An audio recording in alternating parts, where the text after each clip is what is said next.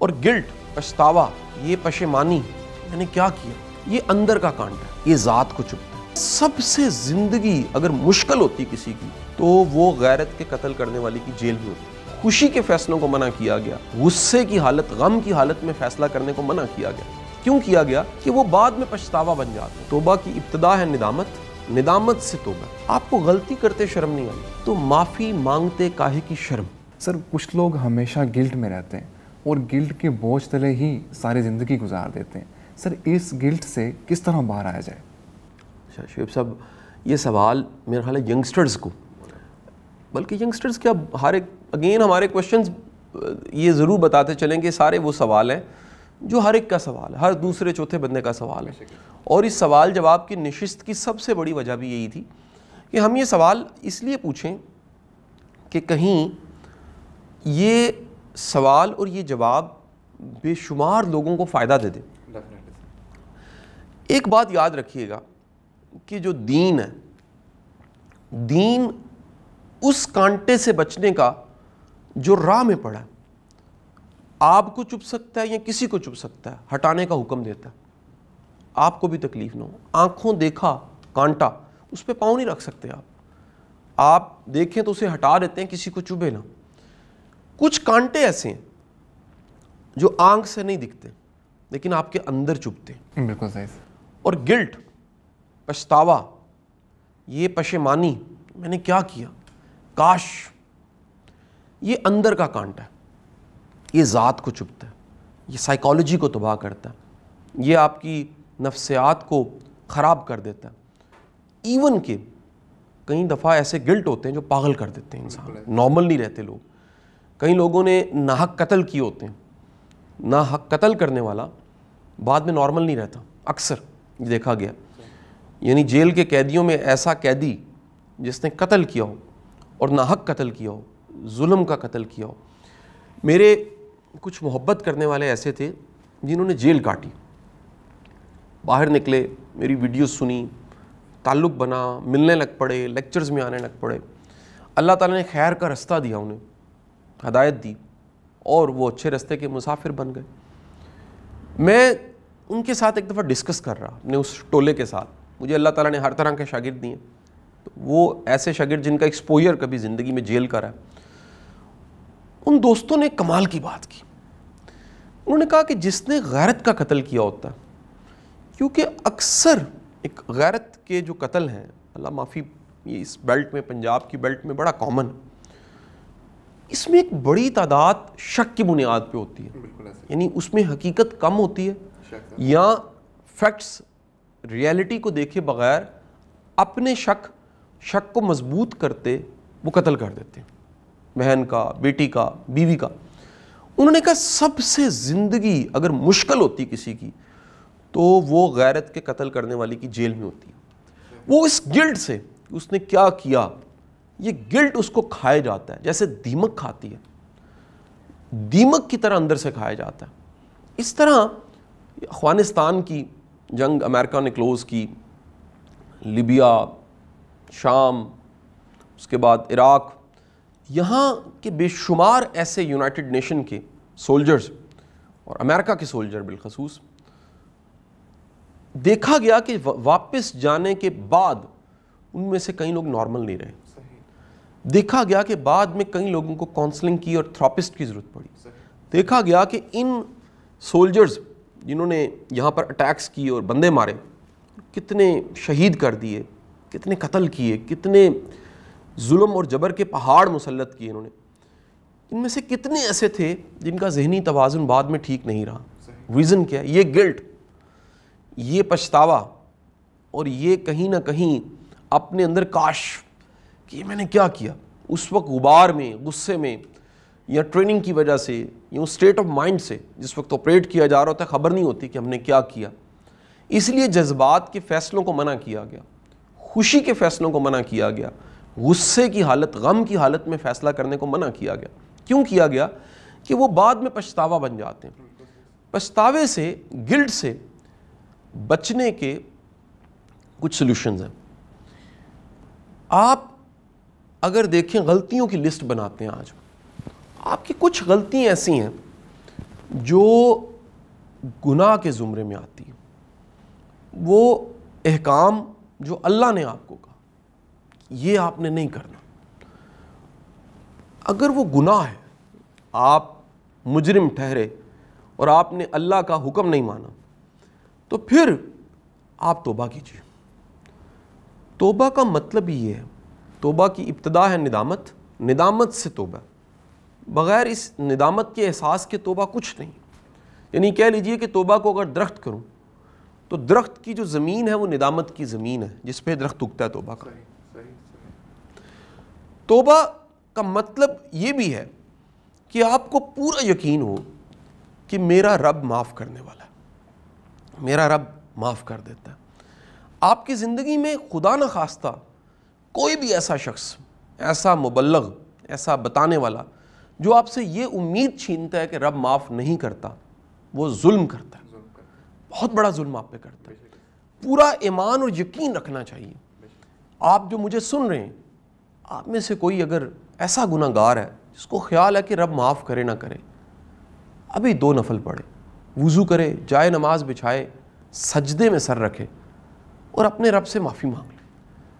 اللہ پلٹنے والے کا بڑا قدردان ہے۔ جو بندہ پلٹ جاتا ہے، جس کو خیال آتا ہے کہ مجھے معافی مانگ لینی چاہیے۔ اچھا، کچھ آپ کے گناہ ایسے جو کہہ لیجئے کہ آپ اس میں کسی کو ڈیمیج کر چکے ہوتے ہیں۔ مثلا آپ کا گناہ تھا، آپ نے حق تلفی کی، اللہ منع کرتا ہے، لیکن جس کی حق تلفی ہوئی اس کا تدارک نہیں ہوا۔ اچھا، اگر وہ زبان سے تھی، زبان سے معافی مانگیے۔ آپ کو غلطی کرتے شرم نہیں آئی تو معافی مانگتے کاہے کی شرم۔ بالکل صحیح۔ میں یہ واقعہ کئی جگہ سنا چکا ہوں لیکن دہرا دیتا ہوں اس لیے کہ لوگ فالو کرتے ہیں، فالو کرنے والوں کے لیے آسان ہو جائے گا۔ میرے ایک انکل تھے، اس سے ناراض ہو گئے، کچھ میری بھی غلطی تھی، اللہ مجھے معاف کرے۔ کچھ وقت گزر گیا، وہ بھی جذباتی تھے، میں بھی جذباتی تھا۔ ایک دن ایسا ہوا کہ میں ان دنوں میں بھی میڈیا کر رہا تھا، تو میں تیار تیور ہو کے میڈیا کر کے واپس آ رہا تھا گھر۔ میں نے کال کی بیگم کو، میں نے کہا جی وہ بچوں کو ریڈی کرو۔ اس نے کہا جی خیر ہے۔ میں نے کہا بچوں کے ساتھ میں نے جانا ہے، وہاں جانا ہے انکل کی طرف، معافی مانگنی۔ اس نے کہا خدا کا خوف کھاؤ، تم بھی جذباتی، وہ بھی، یہ تو یہ نہ ہو کہ یہ بات بڑھ جائے۔ میں نے کہا نہیں، بچوں کو تیار۔ اس نے کہا بچوں کی، میں کہا نہیں، بچوں کو تیار کرو۔ جب میں گھر پہنچا تو بچے تیار تھے، ہم سب گاڑی میں بیٹھے، وہاں پہنچے، میں نے معذرت کی، اور معذرت کرنے کے بعد میں وہاں سے نکلا۔ میرے بچوں کی آنکھوں میں بھی نمی تھی، انہوں نے مجھے کبھی معافی مانگتے نہیں دیکھا تھا، ان کے سامنے شاید میں نے نہیں مانگی ہوگی کبھی۔ تو باہر جب نکلے تو میں نے اپنی مسز سے کہا کہ یہ میں نے ایکٹ جو کیا ہے، یہ ایکٹ اس لیے کیا ہے کہ بچوں کو عادت پڑے معافی مانگنے کی، بالکل صحیح، معذرت کرنے کی، سوری کہنے کی۔ ہم لوگ اپنے بچوں کو معافی مانگ کے دکھاتے نہیں ہیں، انا کے پہاڑ پہ چڑھے رہتے ہیں، انا کے کیٹو پہ چڑھے رہتے ہیں، اور انا کا کیٹو پھر آپ کو تکلیف دیتا ہے۔ آپ انا کو ختم کرنا سیکھیں۔ کسی کے ساتھ زیادتی ہے، اگر قول سے، زبان سے ہے، زبان سے معافی مانگ لیں۔ معافی مانگنے میں کبھی شرم نہیں کرنی چاہیے۔ آپ بہادر ہیں، جو معافی مانگتا ہے بڑا بہادر ہوتا ہے، کیونکہ وہ اپنے ساتھ جنگ لڑ کے آتا ہے۔ جب آپ اپنے ساتھ جنگ لڑ کے جا کے معافی مانگتے ہیں، آپ کا قد اور بڑا ہو جاتا ہے، محبتیں اور بڑھ جاتی ہیں۔ اگر کوئی مالی نقصان ہوا ہے، کسی چیز کو اپنے ڈیمیج کیے، تو خدارا اس کے پاس جائیے، زبان سے بھی معافی مانگیے اور اس کو لوٹا دیجیے۔ اگر لوٹا نہیں سکتے، فوراً جائیے، زبان سے معافی مانگیے، اس سے کہیے کہ میں دیندار ہوں، میں ذمہ دار ہوں۔ میدان چھوڑ کے بھاگنا یہ بڑی زیادتی ہے، اس سے تعلق خراب ہوتا ہے، غلط فہمیاں پیدا ہوتی ہیں، شک پیدا ہوتے ہیں۔ خدا نخواستہ اگر جانی نقصان ہے تو پھر آپ پہ لازم ہے کہ جو اسٹیٹ کے لاز ہیں اس کی پاسداری رکھیے، پھر آپ سزا بھگتیے۔ اگر وہ سزا آپ نہیں بھگتیں گے تو گلٹ کہیں پلتا رہے گا۔ اس میں اور بھی کئی کویشچنز آ جاتے ہیں۔ ایک سوال ہے، میں اس کا مختصر خود ہی سوال اٹھا کے اس میں جواب ایڈ کرنا چاہوں گا۔ سم ٹائم جس سے آپ نے معافی مانگنی ہوتی ہے وہ اللہ کو پیارا ہو چکا ہوتا ہے۔ کئی ایسے کویشچنز لوگ کرتے ہیں کہ میری تو والدہ کا انتقال ہو چکا، مجھے بڑی شرمساری ہے کہ میں نے ایک دفعہ گستاخی کی. کچھ لوگ بتاتے ہیں آگے, یہ کہتے ہیں جی میں اپنے والد صاحب کی خدمت نہیں کر سکا, معافی نہیں مانگ سکا ان سے. میرا کہنا یہ ہے ان کی مغفرت کی دعا کیجئے, اور ان کی زندگی میں جو ان سے منسلک تھے ان پہ مہربان ہو جائیے, آپ کا گلٹ کم ہو جائے گا.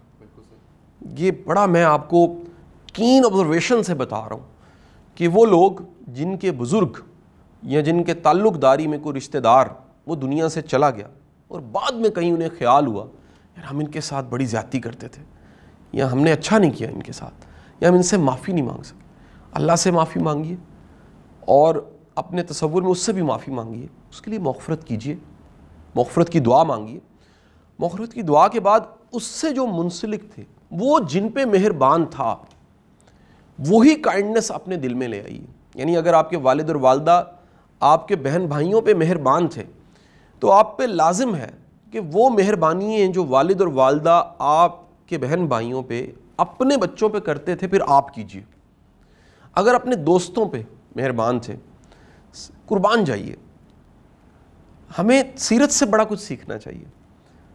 سرکار دو عالم صلی اللہ علیہ وآلہ وسلم, آپ نے وہ تمام نسبتیں جو نسبتیں کسی کی زندگی میں اس کی زندگی کے ساتھ موجود تھیں, ان کے جانے کے بعد بھی آپ نے حیاداری رکھی. تاریخ اسلام سیرت کے واقعات بتاتے ہیں کہ سرکار دو عالم صلی اللہ علیہ وآلہ وسلم ایک دفعہ آپ تشریف فرما اور ایک بوڑھی عورت آ گئی, آپ ادب سے اٹھ گئے, انتہا کی توجہ سے اس کی بات سنی, انتہا کی شفقت کا مظاہرہ کیا. جب پوچھا گیا تو آپ نے بتایا کہ یہ مائی حلیمہ ہے, یہ میری رضائی ماں ہے. اس بات کی حیا کہ کبھی انہوں نے خدمت کی ہے. ایک دفعہ آپ تشریف فرما اور کوئی آیا, آپ نے انتہا سے ادب اور محبت سے اس کی بات سنی, اس کی حاجت روا کی. پوچھنے پہ بتایا کہ یہ حضرت خدیجہ رضی اللہ تعالیٰ کی سہیلی تھی. آج حضرت خدیجہ نہیں, لیکن میرے رسول نے یہ حیاداری کی کہ تعلق تھا, اس تعلق کی لاج نبھانی ہے.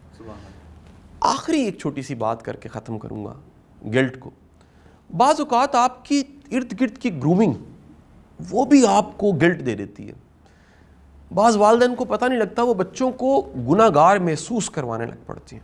گناہ ہوتا نہیں ہے, یا ان کو بڑا ناپاک یا پلیت محسوس کرواتے ہیں, وہ ہوتے نہیں ہیں.